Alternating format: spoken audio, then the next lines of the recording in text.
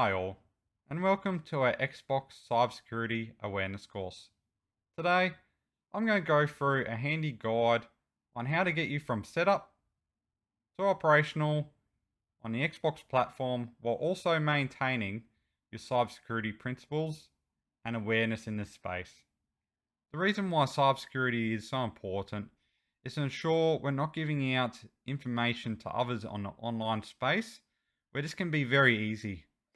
The online platforms, especially on the Xbox platform, has the ability to openly communicate with others, and this can be through messaging, through voice communication, and also adding them as friends and viewing profile information. Alongside this, we also have in-store purchases and credit card information that may be stored against that profile when logging in. This is why it is important to understand the awareness and understanding of correct processes in the cybersecurity world. We'll now go through is the setup stage of the cybersecurities in the Xbox platform.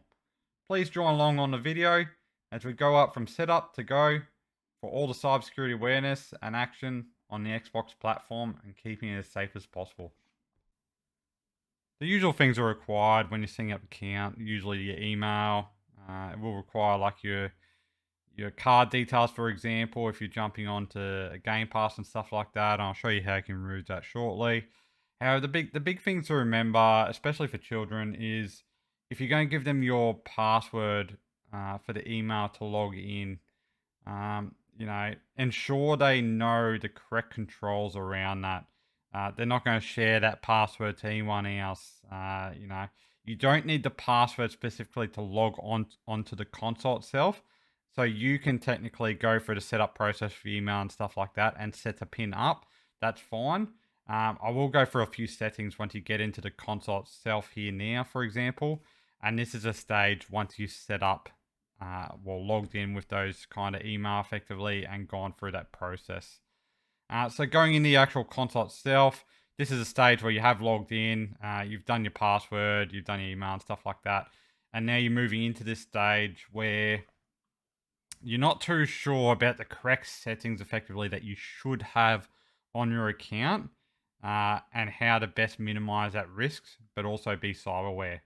So we will go through that now. So tune in and we'll explain the settings as best as we can. So when you join once you get into the main screen in the Xbox itself, on the Xbox controller, push the big middle X button on the controller itself.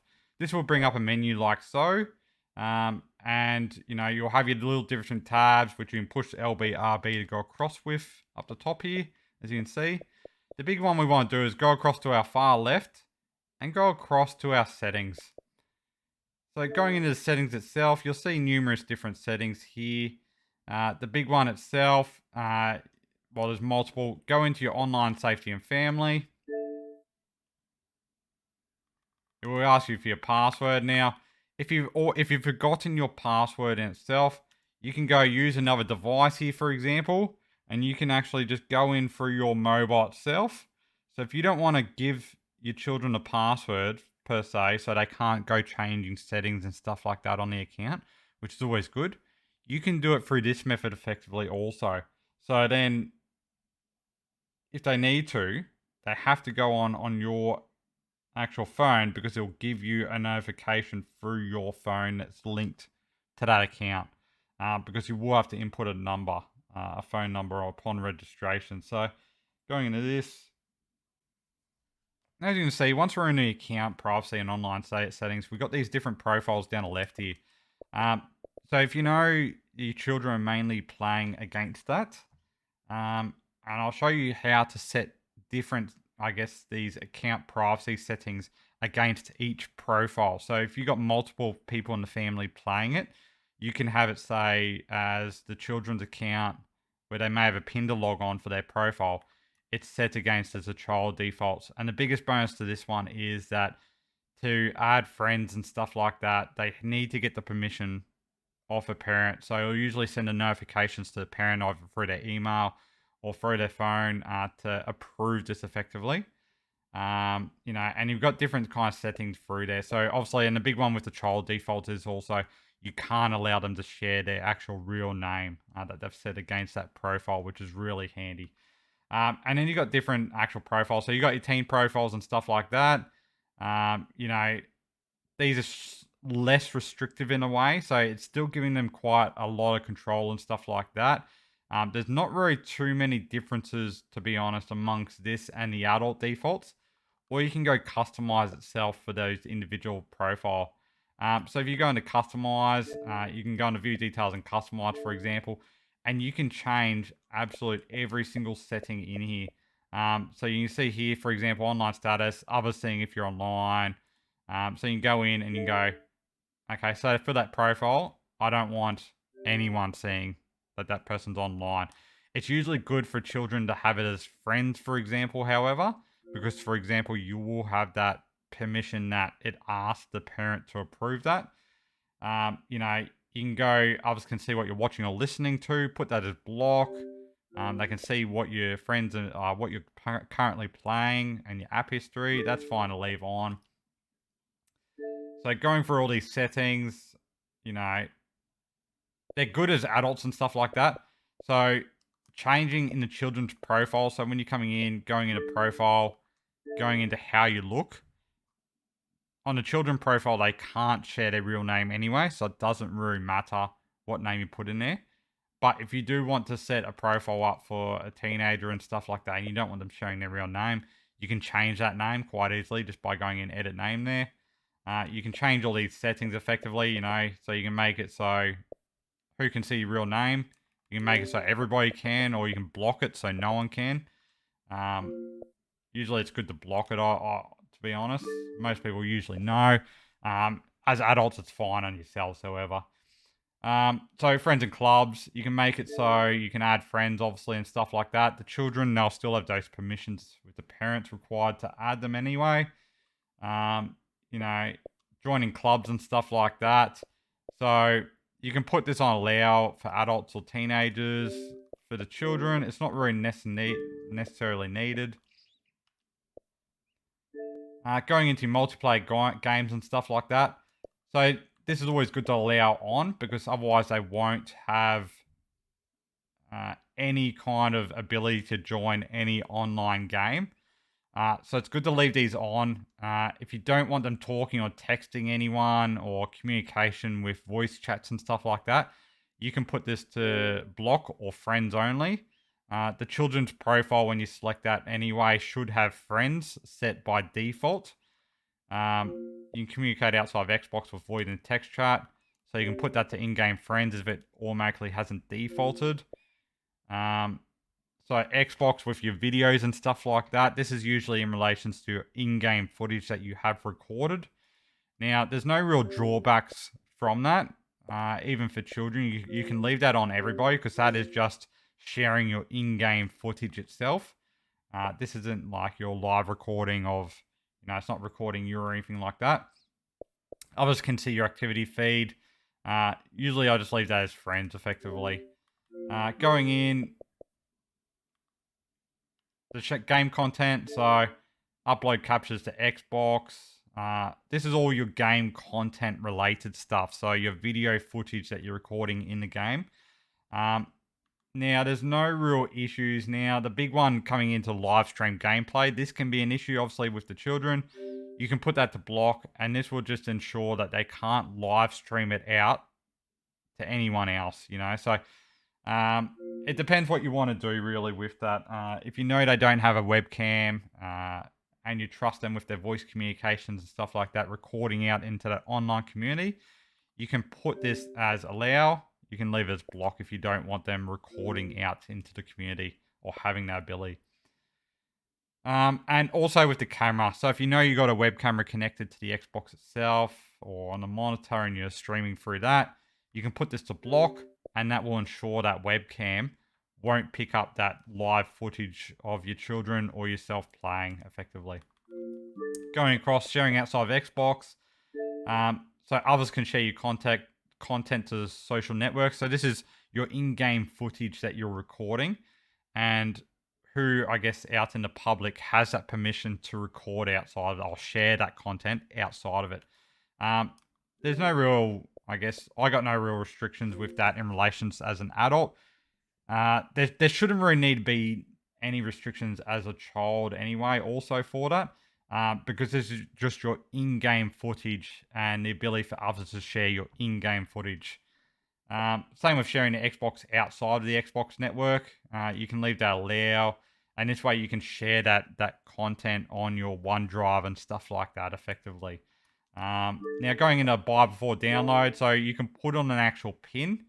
So on your child account, when you're logging in, turn this on because that way you can have a set pin, so they don't go just buying up and everything else like that. You know what I mean? So when they want to go buy something in the Microsoft Store, such as a game, an app, or anything like that on the Xbox Store, it will require a pin. So turn that on for the children's account. If you want it on for your own account because it's a shared account with other adults in the family or other family members and stuff like that, who you don't want them purchasing stuff without your permission because it might have your card details linked to your profile, you can turn that on also. So that's obviously your Xbox privacies there in the customized stuff. That's covered off everything. As I said, if you select automatically that default, I won't select the stage because it'll default everything on mine. But once you select child defaults, however, it will then put those restrictions on as discussed earlier. So that's a big one in relation to Xbox privacies. Now the app privacies, there's not a whole lot of information because generally you'll find apps and stuff like that, aren't really, unless you got an Xbox Connect connected, and this is really old Xbox stuff that we're talking.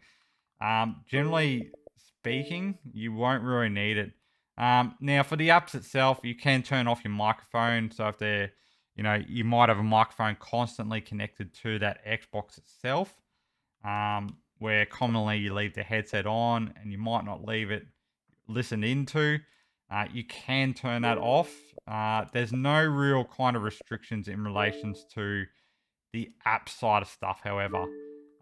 Moving into message safety. So this is a big one in relation to what you can receive text message wise and what it kind of filters out effectively.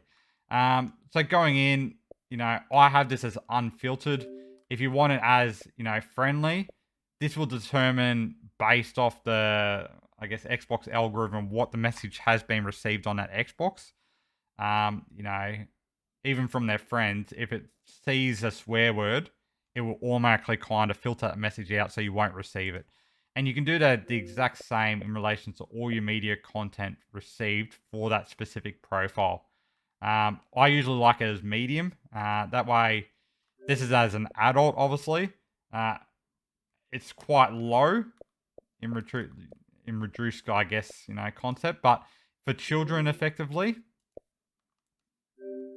you'll want this effectively matured's quite good. If you leave it as unfiltered, everything will come through effectively. So leave it on that medium option and mature for, say, the web links. If you don't want any web links coming through, so these are links that you can click into that may take you to another website on the Xbox itself, you can go block all. However, these media and stuff like that, that could be, for example, other friends of the children sending through their media profile, like pictures from, the in-game content, for example. Same with these text messages. If you put that to say friendly or medium, you're generally pretty safe that will filter it out. Going in data collection. Now, there's not much there. Leave it as optional data effectively because it doesn't really need much. Let me just square this off for a second. Going into family settings. Now, this is a big one. My sign-in, security, and PIN. It's good to set an actual PIN if it's linked against that profile. I'll show you what I mean against that profile shortly. But going and create my PIN. It's as simple as create that PIN, put your PIN number in, and then each time you want to log in to that account, you need a PIN number. So it's good to set a PIN, for example, that is relevant for the children specifically. So when they come on, they'll have a PIN separate to your PIN, so they won't go jumping in your, say, profile. And you can also set it so if they have a set controller, when they start up that controller, it will automatically log them into that profile. So if they have a red controller and you have a blue controller, say, you jump on that red controller for them, you can set that so each time they start up that red controller, it will automatically sign their profile in through that. You can go and managing your family members, so add in your children's details there from that profile. I'll show you those profiles in a second. Going into family on the web. This just adds some more kind of restrictions there effectively if you want to. It kind of reverberates, those settings that we've already kind of gone through in relations to an app form. And this is where you can kind of see the information there. Now, I believe this does cost money monthly for some of the more premium stuff. However, for the basic stuff in relation to seeing how long they're playing, it gives you good information. Yeah, as we can see here. So here we go, $13 a month. It gives you that stuff. So for the basic stuff, it'll give you the free one. Now, this shows you the inclusions effectively. So location awareness. So the basic one's still pretty good, as you can see there. It is a good one to sign up to regardless, because it will give you that information in relations to the actual game usage and how long they're spending on that Xbox. That's probably the most handy function of that. But that's covered off your pretty much online safety and family. Moving on from that, I'll go through the profiles because that links in with this online safety and family aspect. So we're going to go through is the actual profiles itself. Now, the profiles, you can add and profile at any time. So if I go add new, you can give them an individualized profile. You will need email effectively linked to each profile.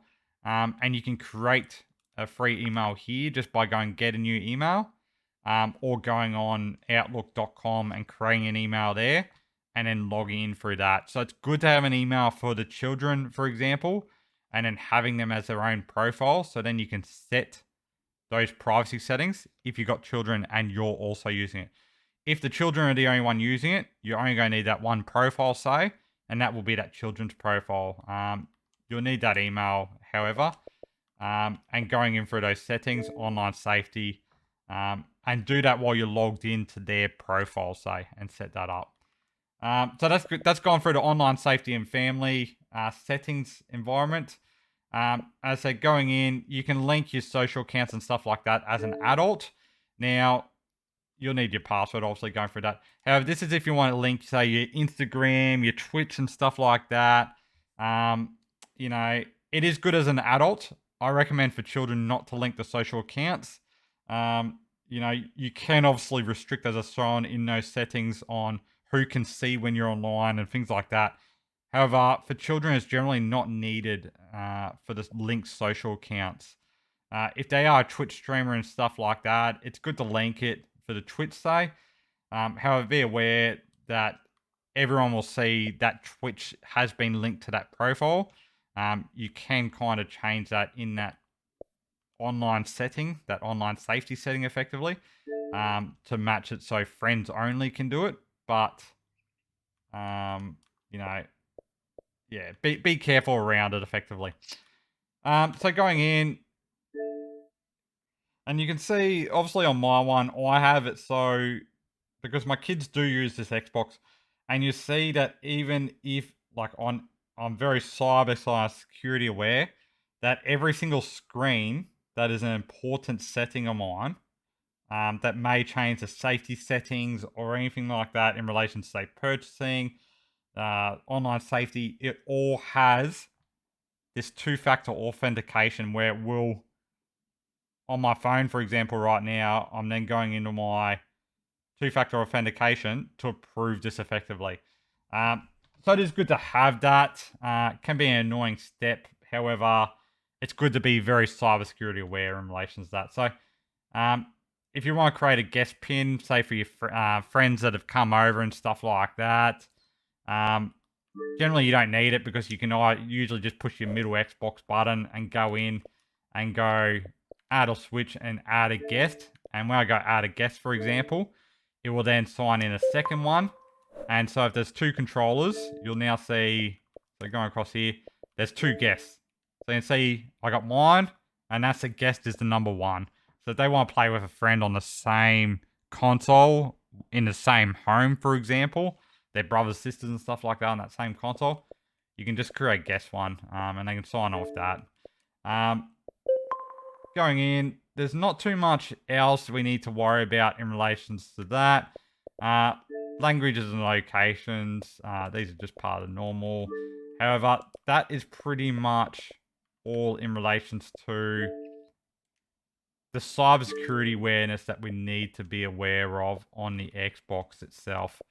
The other one I'd say, as a parent myself, is just monitoring, and you'll generally get to hear, because you'll be walking around them anyway, hearing what they're saying or just seeing who they're adding and making sure that's corresponding with friends and stuff like that. As I said, setting up that child profile in that online safety, that's the biggest one anyway.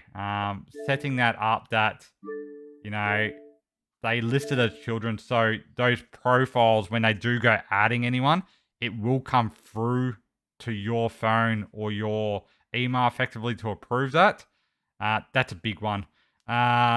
Sharing the real name, you can see that. So once they set the child, they can't share their real name. That's really good. But also going in and viewing details and customizing it yourself, and you can go through and individualize each setting that you want to authorize effectively. So that's covered off. As I said, be cyber aware. If you see them talking, in not polite language, banter and stuff like that, that's, I guess, not appropriate.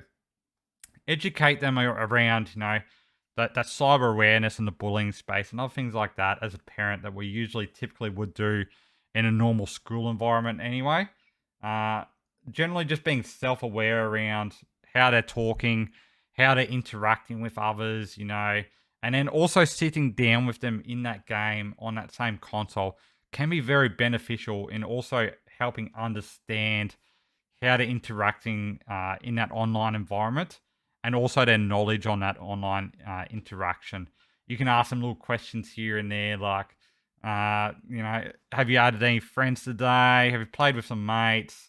How are you finding this? Just general questions that you'd ask as a parent, you know what I mean? So this is covered off on the Xbox cybersecurity awareness. I hope it has given you some good insight. As you see, all those different profiles, I hope it's given some good insight on the Xbox platforms. And tune in for obviously our Steam ones and our Switch ones that we will be coming out with if you do have those in the home environment. And we hope this has provided you with some great knowledge. And remember, remain cybersecurity aware.